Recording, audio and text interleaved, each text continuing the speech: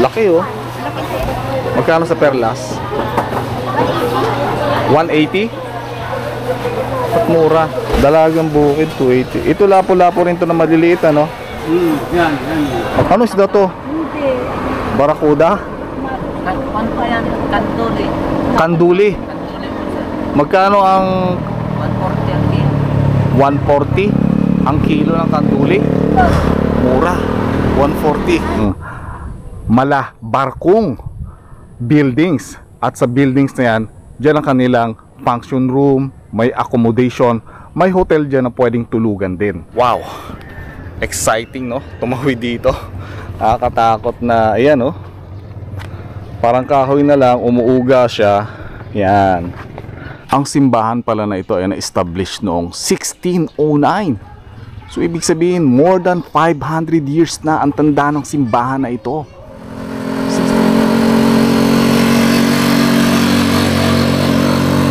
Hello!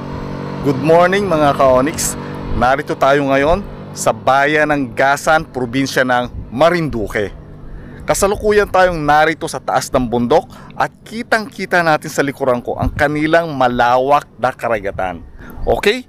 Ang isa sa mga sadya natin syempre dito ay para alamin din natin kung gaano ba kamura at gaano karami ang kanilang seafoods dito. Kaya samahan nyo ako na bisitahin natin ang kanilang public market at ilang mga talipapa dito sa bayan ng Gasan. At syempre, narito na rin naman tayo. Samantalahin na rin natin puntahan ang kanilang mga magagandang tourist destinations na pwede nating mabisita sa ating pagpunta rito sa bayan ng Gasan. Itong daan na ito ay isang shortcut mula dito sa baba papunta ng bayan ng Gasan. Ito ang tinatawag nilang Kawilihan Park. Isa ito sa mga dinarayo dito sa Gasan, Marinduque. Samahan nyo ako, tignan natin ang kanilang lugar dito, kung gaano ito kaganda at gaano ka-refreshing ang lugar na ito. Dito mismo sa Kawilihan Park ay makikita natin ang bayan ng Gasan. Kitang-kita natin ang kanilang simbahan dito. Ayun, yung kanilang kampana ng simbahan at ang napakalawak na karagatan. Ang simbahan na yan ay isa sa mga pinakamatandang simbahan sa buong Pilipinas. Mamaya ay pupuntahan natin ang simbahan na nasa baba na nakita natin para makita natin kung gaano ba ka-architectural at gaano ba ka-historical ang simbahan ng Gasan dito sa probinsya ng Marinduque. Itong Kawilihan Park ay nasa taas din ng kabundukan at kitang-kita ang buong bayan ng Gasan, probinsya ng Marinduque. Ito ang isa sa attraction dito sa Kawilihan Park, ang kanilang mala barkong buildings. At sa buildings na yan, dyan ang kanilang function room, may accommodation, may hotel dyan na pwedeng tulugan din. At may mga function room na pwedeng mag-meeting at mag-seminar trainings. Ito ang likurang bahagi ng Kawilihan Park at ng building na ito. So makikita natin dito yung mga cottages nila. At sa bandang taas ay meron silang swimming pool. May mga maliliit silang cottages. Marami siyang puno. Ito yung itsura niya. Pag nagpunta kayo rito ay marerelax kayo dahil tahimik dito mga ka-Onyx. At malamig ang lugar, refreshing, malilim. So talagang malilibang at mag-enjoy kayo pag narito kayo. Ito yung mga bago nilang cottages na pwedeng pagtambayan ng mga bumibisita rito. So ang ganda ng mga puno nila rito.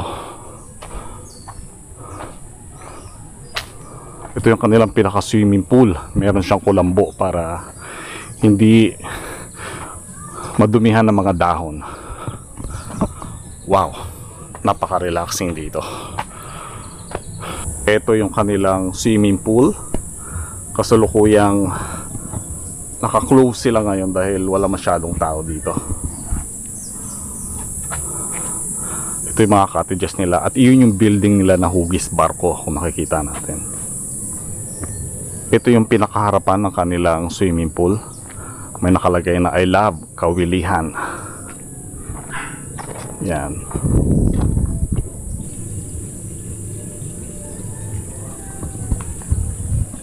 Dito sa tuktok ng Kawilihan Park ay makikita natin ang karagatan nila at yung kanilang tinatawag na Tres Reyes. Ito yung tatlong kabundukan sa gitna ng dagat malapit dito sa bayan ng Gasan. Sa kasalukuyan ay walang masyadong tao ngayon dahil medyo malamig ang panahon ngayon. Pagdating ng mga Marso, Abril at Mayo ay marami nang nagsisipuntahan dito. So sa kasalukuyan ay wala tayong makitang tao. Ayan, si ate yung caretaker dito. So ang entrance fee dito ay 25 pesos per tao. Ang bata ay magkano ate? 20 po. Ang bata ay 20 pesos. Pagpasok dito kasama na yung ligo doon sa 25 pesos. 100 po yung ligo sa matanda. 50 po yung bata. Environmental fee po yung 25 pesos. So yung binayaran pala natin na environmental fee, no? Magbabayad tayo kay ate na environmental fee. Tapos yung ligo sa swimming pool ay 100 pesos sa adult at sa bata naman ay magkano? 50 po. 50 pesos. Ayan. Ay yung accommodation dito ate, magkano? May 1,000 po, may 1,200 tsaka 1,500 po. Yung 1,500 po yung queen size po yung higaan. Yun. Master's cabin po. May accommodation sila rito. Ang pinaka mababa ay 1,000. Opo. Aircon na yon. Hindi po. Additional 500 po pag may aircon po. So 1,500 ang aircon. Opo, pag may aircon. Pero maganda na yung room. So hindi natin makita yung room. Ano? Pwede ba makita yung rooms? Hindi po. Ito yung kanilang pinaka Events place. function Okay. hall. Events place, sabi ni ate. Pumasok tayo dito sa pinaka view deck nila, yung kanilang binivideohan natin sa may taas. Wow! Kitang-kita natin ang bayan ng Gasan. Ang kanilang asan yung simbahan? Kitang-kita yung mga bangka na narito ngayon. Ito yung hugis barko, no? Yung pinupuntahan natin. Ito na yung hugis barko na kaninang binivideo natin nung nasa baba tayo. At ito yung munisipyo mismo ng Gasan. Kung makikita natin, ayun. Kitang-kita natin yung munisipyo ng Gasan. At iyon yung simbahan ng Gasan. Kanina narito tayo sa baba. Okay? So ito yung itsura niya kapag nasa taas tayo dito sa barko sa building ng Kawilihan Park.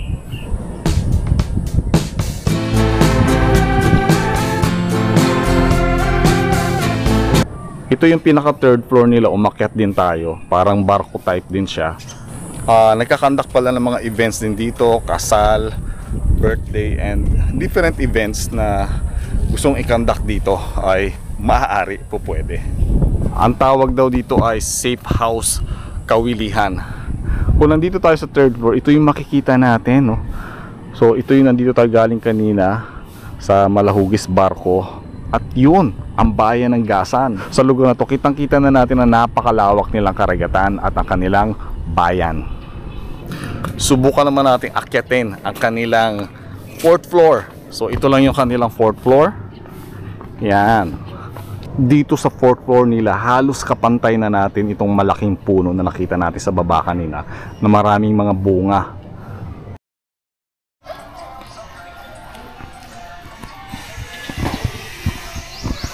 Narito na tayo sa simbahan ng Gasan, isa sa ipinagmamalaki at pinupuntahan dito sa bayan ng Gasan. Nasa taas din ng kabundukan itong simbahan na ito. Alam nyo ba noong unang panahon ay ginagawang parang kampo ang mga simbahan. Kaya kalimitan ng mga simbahan dito sa probinsya ng Marinduque ay nakatayo sa itaas ng bundok upang maging safe at makita ang mga kalaban sa baba. Ang simbahan pala na ito ay na-establish noong 1609.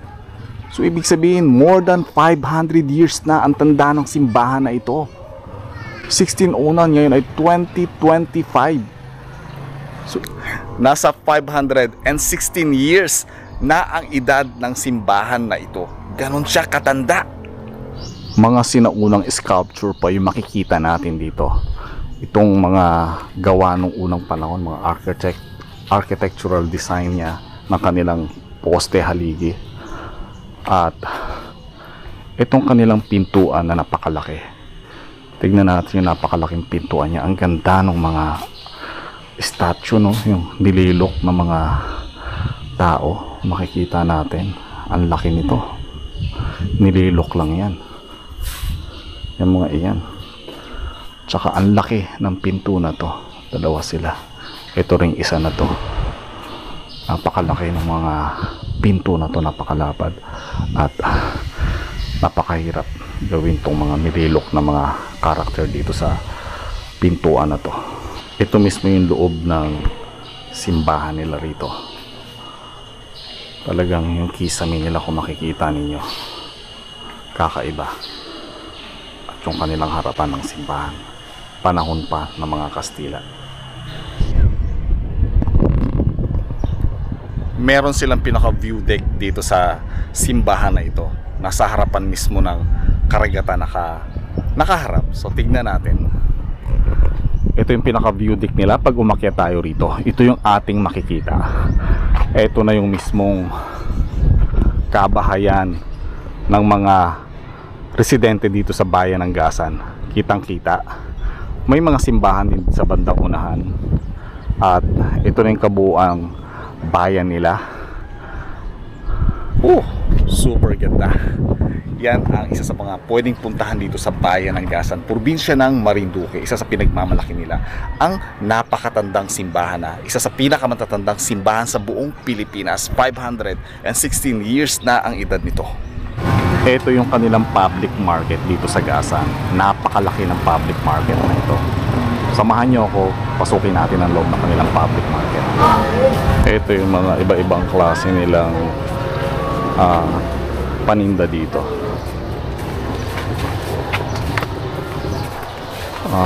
Pag pumasok tayo dito, makita natin may mga groceries,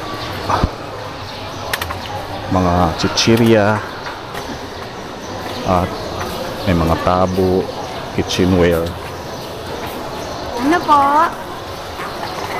Yan. So, medyo malaki yung kanilang palengke rito. Magkakasama na lahat yung wet and dry goods.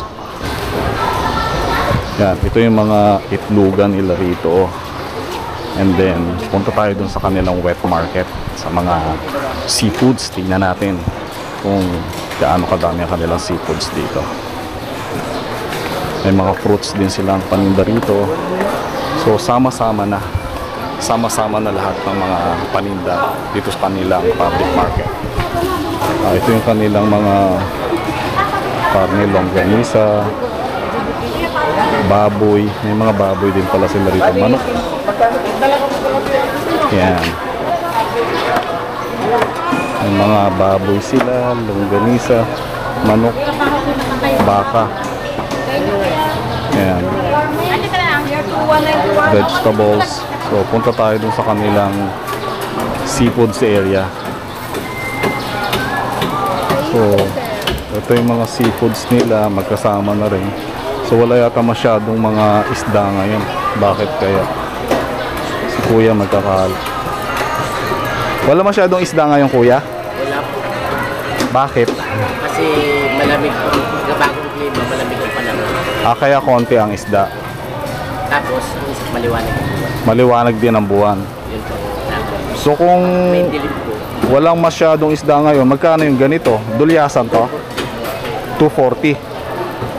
240. Wala sa pag inilagong meron, inapalo na ng 200. Ito, magkano? 300. 300. Yung ganito mo, saan to galing? Dito rin. Dito rin. Sa Gasan din galing. Sa dagat. Magkano yung ganito? 500. Saan nang galing yung tilapia niya? Batangas po. Magkano naman? 200 po. 200. Tumbangos, 250. 250. Batangas din po. Wala masyadong isda ngayon, ate? Meron kayo na magagandang isda. Ubus na? Ano mga isda kanina? Biluan po, at saka dalag. Dalag. Magkano yung dalag? 380 po. 380. Mabilis na ubos. Ay, itong ganitong isda, magkano? 220 po. Matambaka? Opo. Bangus, tilapia. Ate, magkano yung...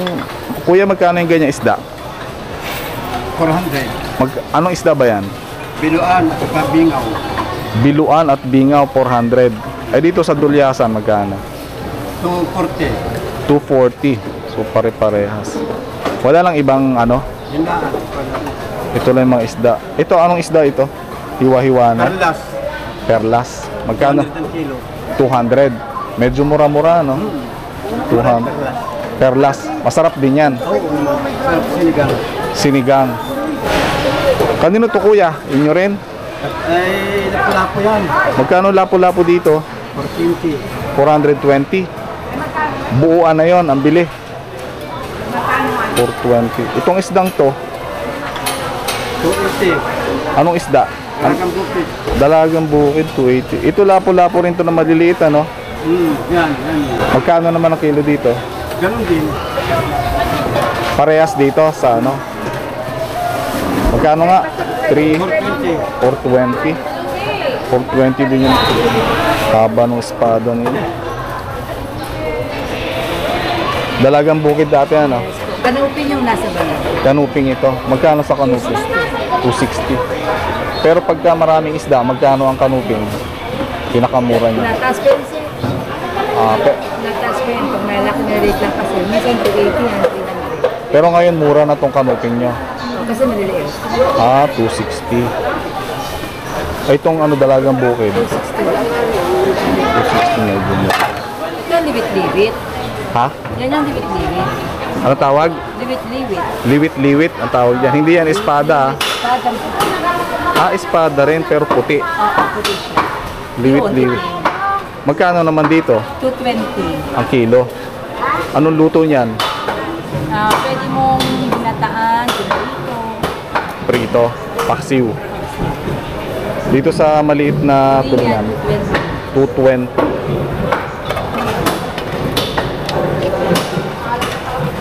Ay sa mga maliliit na isda, 200, sir. 200 naman siya.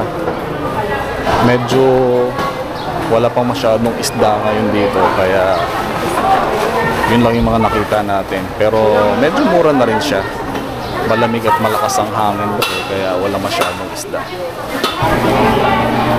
Yun, ang lalaki ng isda rito.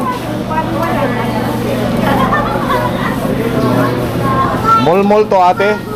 Magkano sa mol-mol? 120. Mura. Mura na yung kuya, no? 120. Ito ate, anong isda ito? Yung malaki? Perlas. Magkano sa perlas? Laki oh. Magkano sa perlas? 180? At mura. 180 yung perlas. Tulyasan mo ate, magkano? 250. Ano ang tawag dito? Ang tawag dito? Magkano dito? 140. 140. Ay, dito. 20, 200. 220. 200. Lumahan. 200. Alumahan. Tapos hindi ay yung 240. Hindi naman nagbabago yung 50 ng bago sa mga Pero ito ate, Perlas. masarap tong kainin. Masarap kainin to ate. Anong luto ito? Ano pang ihaw? Pang ihaw. Perlas. Hindi pwedeng pansigang yan. Mahirap ang sisan. Laki ah. Isang pa. Magkano? 180 lang. Mura na yon. Kawil yan ate? O kawil ito? Kaya pala medyo mura dahil kawil.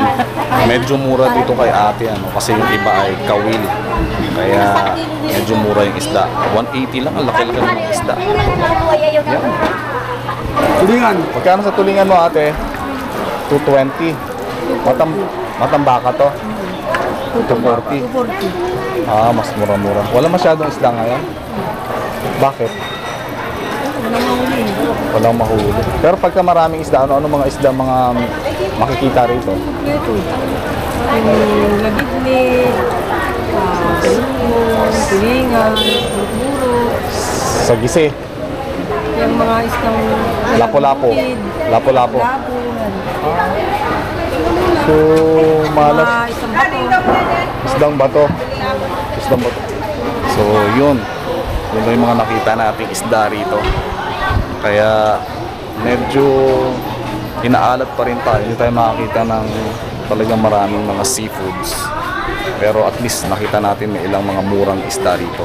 Mura din ang mga isda rito.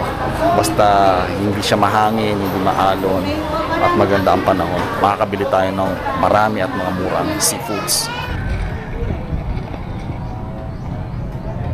Narito tayo ngayon sa isang barangay ng Gasan at may nakita tayong mga talipapa ng isda rito. So tignan natin yung mga paninda nilang seafoods.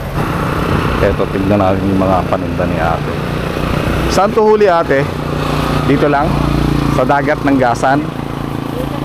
Ah, okay. Wow! Tanigi ito? Dorado po yan. Magkano sa dorado nyo? 220. Mas mura ba dito ang mga isda? Hindi namang pamurahan sir. Kasi pag mahal din naman ang kuha namin, mahal din namin ang Ah, okay. Kawil itong dorado? Ah, 220?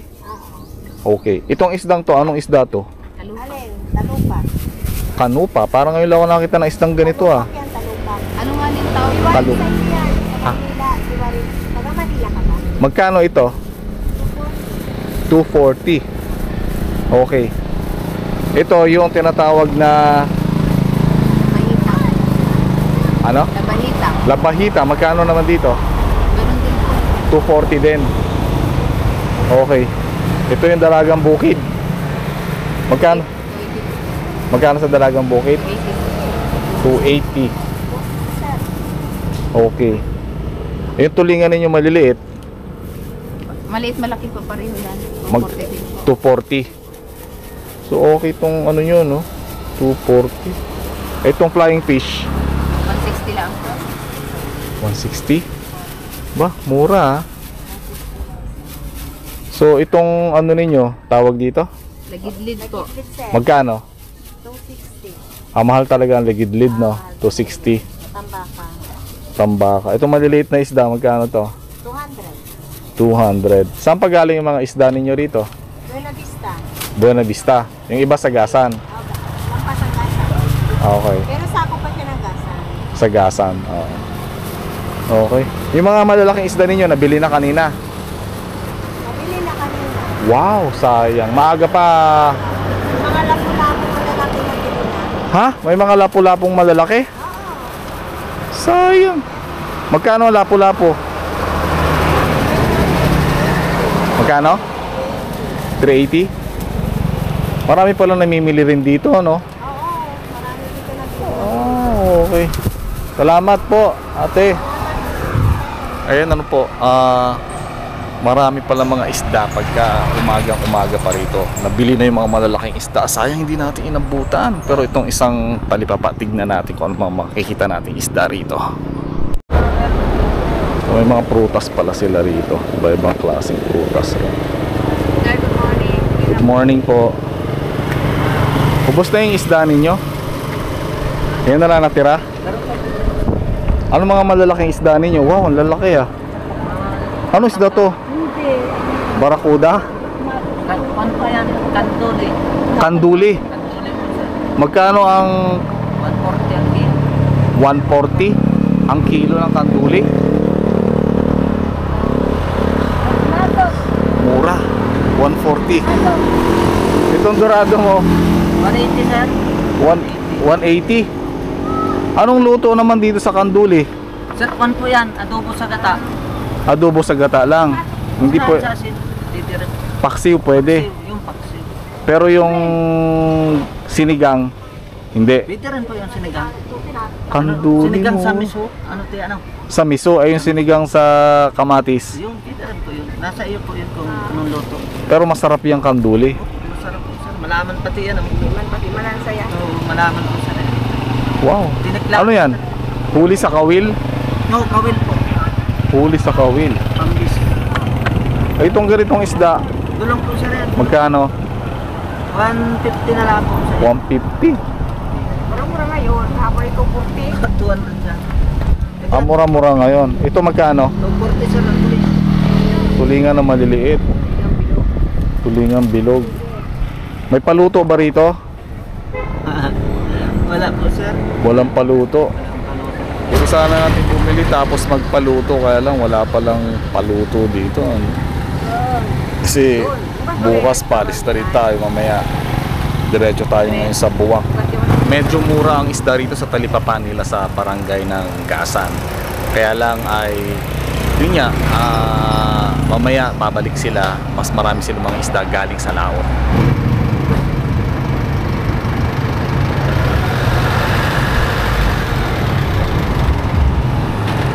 Ito ang Municipal Hall ng Gasan, Marinduque. Dito sa probinsya ng Marinduque ay kilala din ang tinatawag nilang Moriones Festival or Moriones Rites. Isa ito sa mga dinarayo dito sa probinsya ng Marinduque. Isa ang Gasan sa nagse-celebrate ng mga Moriones Festival or Moriones Rites tuwing Holy Week. Kaya bisitahin ninyo ang probinsya ng Marinduque sa araw o tuwing Holy Week kada taon.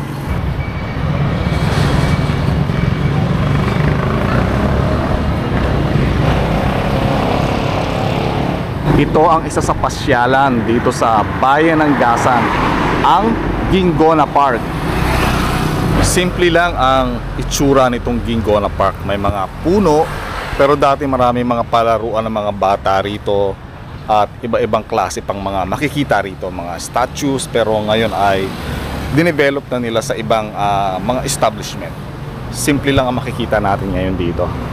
Mga puno. Wala na yung mga dati nilang mga palaruan ng mga bata.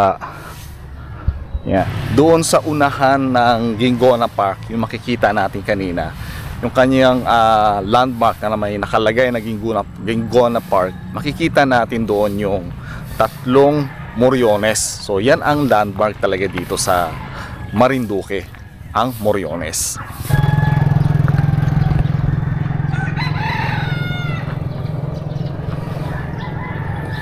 Ito naman yung katabi lamang ng Gingona Park.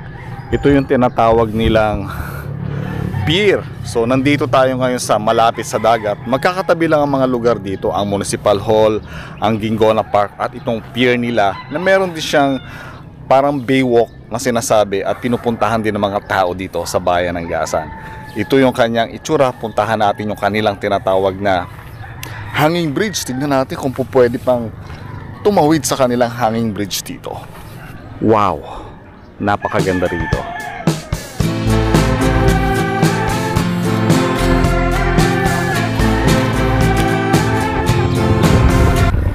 Yan, ito yung tinatawag nilang hanging bridge. Dito lamang malapit sa kanilang pier at subukan natin tumawid. Umuulan kasi kaya nagtalukbong ako ng aking bumbunan. Subukan natin tumawid sa kanilang hanging bridge. Medyo marupok na itong hanging bridge nila, pero may thrill pa rin at masarap pa rin tumawid. So merong aso sa gitna, makikita natin. So yung isang, umuuga. Medyo umuuga, no? May isang daan doon na tulay na sementado, doon dumadaan yung mga motor, tricycle. Pero dito mas malapit ito dito sa kanilang park o kaya tinatawag nilang bay o yung boulevard na malapit sa dagat. Wow, exciting, no? Tumawid dito. Nakakatakot na, ayan, no? Parang kahoy na lang, umuuga siya. Yan. Pagtawid natin dito, park na, iyon. And then sa kabila naman, mga bahayan siya, kung makikita natin. Yun, may mga pampasahirong bangka rito na biyahe papunta ng delikado, baka mabuslo tayo sa butas. Merong biyahe ritong bangka papunta ng Pinamalayan Oriental, Mindoro. Vice versa yon, no? Pabalik din papunta ng Gasan, Marinduque mula sa Pinamalayan Oriental, Mindoro. Yan, medyo umuuga yung ating dinadaanan na hanging bridge. Narito na tayo sa kanilang baywalk. Isa rin ito sa pinapasyalan at dinarayo dito ng kanilang mga residente at ng mga turista syempre. Ito yung makikita sa kanilang park dito sa may baywalk. May mga dinosaur na statue, elephants, yan, mga dinosaur, mga sharks, eagle. So maraming makikita rito. And medyo mahaba siya hanggang doon sa dulo. Yung kanilang baywalk, pwedeng mamasyal sa likod. At dito yung pinaka-pier nila papunta ng Oriental Mindoro, Pinamalayan.